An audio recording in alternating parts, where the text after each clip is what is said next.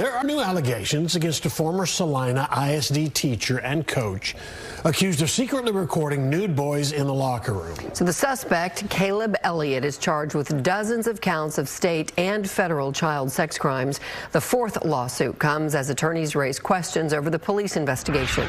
Fox 4's David Santendry is live with more on what the lawsuit is claiming. David. That's right, Heather and Steve. Well, attorneys today leading that fourth lawsuit did not hold back with their disappointment with Celina Police Department.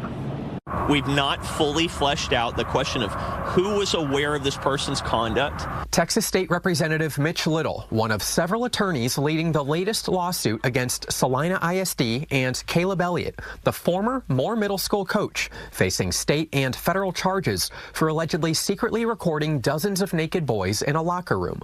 Now, Little says evidence suggests images may have been shared on a social media app. There are subpoenas currently out to Snapchat in connection with the transmission of photos and videos of our children to persons unknown, maybe in the United States, maybe outside the United States, but there are pending subpoenas for the transfer of those materials involving our children in Celina. Lawsuits allege a cover-up within Celina ISD of past allegations involving Elliott, the son of Celina High School's state championship-winning football coach Bill Elliott.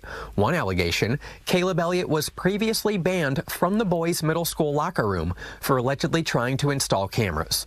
Last month, Celina Police Department said no evidence supports that claim.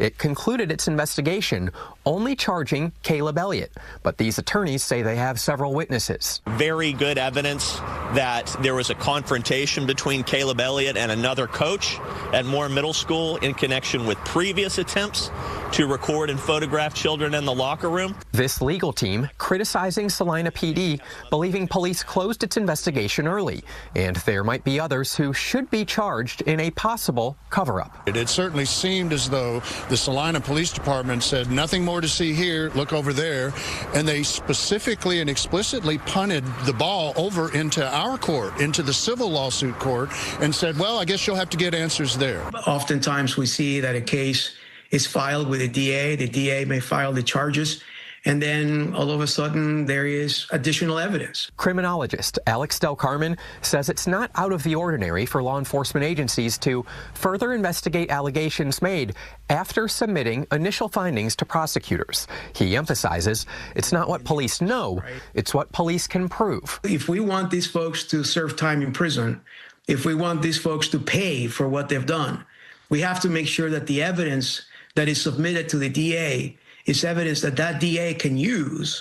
I don't think there's any trust left in Celina. Kyle Sims, a grandfather to Celina ISD students, was at Wednesday's press conference. We cannot keep letting these victims suffer and let these parents sit in anguish without having answers to what's going on in that district. Celina ISD hired a third party to investigate. The district tells Fox 4 it'll be thorough and transparent, but it chose to not directly answer our question, asking if full findings of the investigation will be made public. We are worried that the scale of this is even much larger than we believe it is right now.